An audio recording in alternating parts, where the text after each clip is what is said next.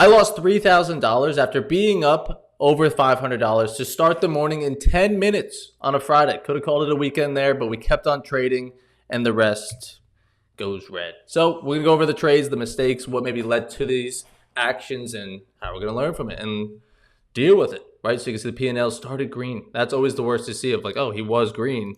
Could have just called it there, had a nice healthy day. But you keep on trading, so let's get right into it. Pre-market. We had some nice news push, bullish, small little pullback. I saw this pullback into the open as a pullback, right? Not, oh, we're going to sell off. This will just be our next higher low. We're above the overnight VWAP. So this is a little bit risky. Trading while the open range is still setting. But like I said, I like the direction. It's clearly very strong bullish bias so far. And it doesn't take much to make me lean long bias. And we get a take of New York VWAP pretty quickly. 3-4 minutes into the day. Let's try to carry this momentum back in the direction of the trend. Stop loss at open range low. Now, point on that, it's 4 minutes into the day. This may not be the open range low. This could definitely want to still maybe move lower, bounce off the overnight and still move higher, which is why I would normally wait until after the open range is set. I just felt like I like this level. That's a nice take of New York. Let's try to carry that higher. And we get a nice win. I'm done, or could be done, at 9:40 in the morning. 10 minutes into my Friday, I can go enjoy the weekend. Up green on what already was a great week. But nah, let's keep on trading. So we trade again on a different account, looking at first break of open range low. Don't want to chase that, or open range high with this body. After that bullish open, pulls back to New York. Nice little scalp in there. You could have made some money. Still following the bullish trend. All buyers today. This entry signal isn't bad by any means. It's taught in Futures 2.0. It's my full strategy here on AceFX TV.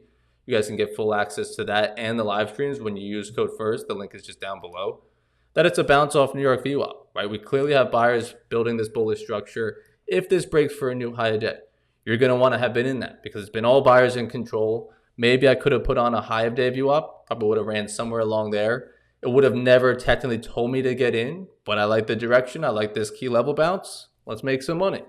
Once that one loses, it's just what ticked it off, I would say. Of one thing I should preface, I'm on vacation, semi-vacation. My family's in town. I'm up in Florida for a wedding. That why am I even trading? I had a great week. I traveled last night. I was up late. Let's just be grateful or happy that we made money in the first 10 minutes. Then why am I even trading today? So the fact that I took a loss, I think it just didn't register well. Of disappointed in myself of taking a loss when maybe I shouldn't even be trading on this day that could easily be off, right? Just go into the weekend feeling good. So that's what really set it off, because it's not a bad setup at all. If it moved higher, I would have needed to be in that. So we can live with that. It pulls back. We're not chasing shorts here because we're still above the overnight VWAP. So far, so good. We're not just flip-flopping bias. We're not chasing shorts. But since we got stopped out in the long, looks like it's going to hold the overnight and get back above. All right, maybe now's the long that comes in. It's the same price I just bought it at back here, right? That one loses. So now we got two losses. Again, it's not a bad setup. If it were to move higher, I would have wanted to be in that. I think it's just the annoyance of taking losses on a day where I feel like I shouldn't need to trade or want to trade or whatever. But maybe that's a stupid excuse. So they just didn't register well as they normally would or should, right? Pulls back to the overnight VWAP. I'm not a seller, so I actually did scalp some money long because it's a nice bounce. Now, I held it to this, right? 8 points. I wanted to at least go for this previous structure. But being down, I didn't want to get a donut if this wanted to fail one more time and come down. Maybe keep these lower highs on top. So I preserved my bet. Got the gains. Let's walk away. But we're still red, right? So I think seeing it now go higher, maybe doing the math of, oh, if I would have held that, that would have maybe recovered all the losses. Why'd you get out so soon, right? So just too much negative internal dialogue that just doesn't need to be there. Trading for what it is, clean long on the right side of VWAP. Clean bounce. Didn't work out. All right, just not clean price action, right? It's like moving up and down, but it's still buyers in control. This one, nice bounce off the overnight, just not the follow through that we're looking for. I could live with all these setups. I think it's just the circumstances of when they happened. I didn't like it. Didn't like it one bit. So this is a nice trade here. Now this is where it gets ugly. Very ugly. So this is that bounce we just went over back here. You can see how strongly it does make a new high day. So I definitely probably could have made all those losses back had I held it. But the point of this is what we're going to learn from our lessons. And it happens on all our coaching calls in the Black Shirt Club. I see it all the time. Wanting the longs to work out too perfectly. Trying to time them too perfectly. I don't even know where the entries are within here, so I just drew a big circle. But the point being, I long it, let's say after this bullish bar, okay, I'm long. Let's go higher from here. Stop loss right there because I'm a little too heavy that I can't really afford a bigger stop loss because I want to make all that money back real quick, get me off the desk. Or in just a little bit of move, I don't need to get a whole big move like this to try to make back my losses. I don't got time for that. It's Friday, it's 11:30, I want to be done, right? Not proper trading, not following a process, not following a proper risk management.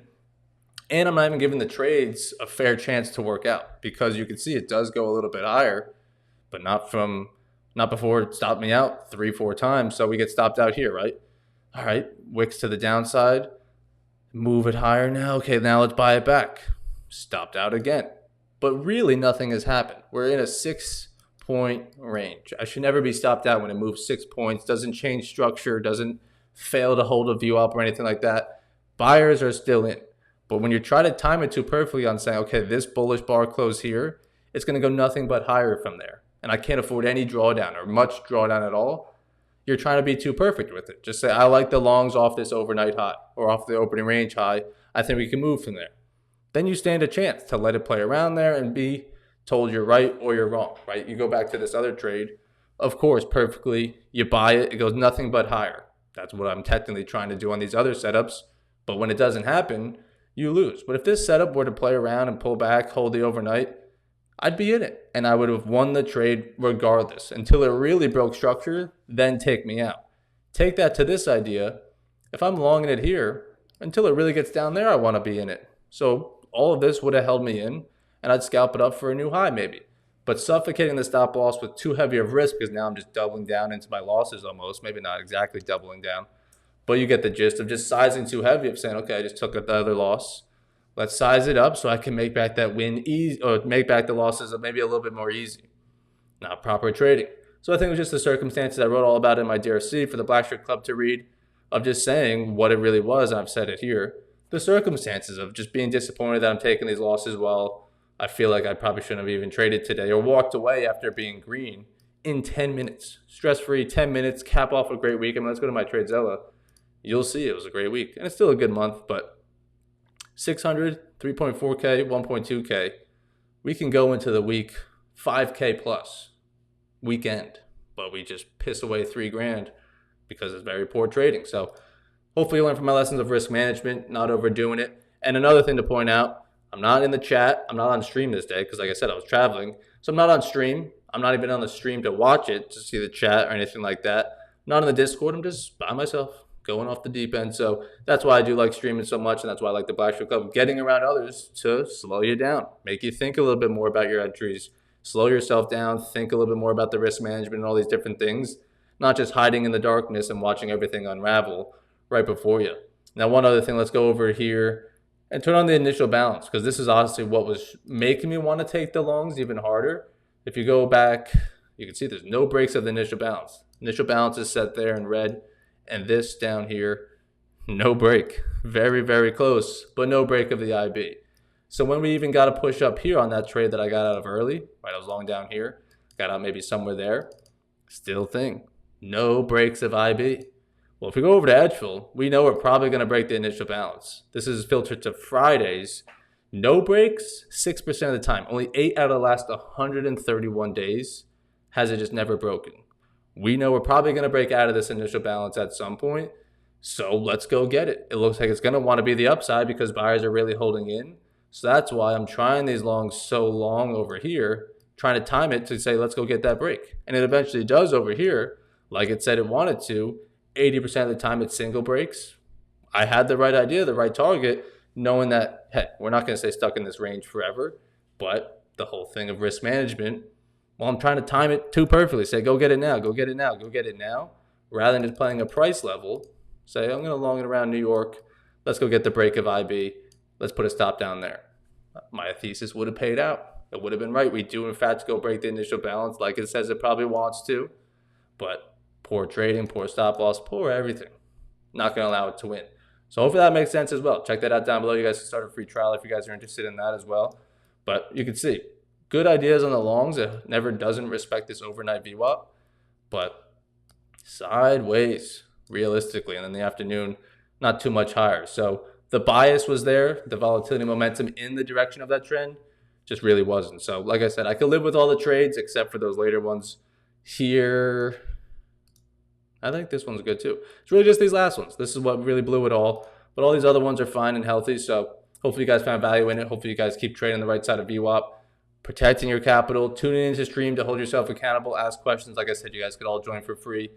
Put yourself out there when you're feeling antsy, going on tilt a little bit, whatever. It's going to happen to everybody, no matter how good of a hot streak you're on. Like I said, of course it happens on the week when you're crushing it, up over 5K on the week, probably my biggest week of the month. And that's the week I piss it away. So funny how trading works like that. But we stay locked in. We get up on the accounts again. I got more top 1 futures accounts. So if you want an account with them, code Evan's always running the best deal. But I appreciate you guys. I'll see you guys on stream tomorrow morning.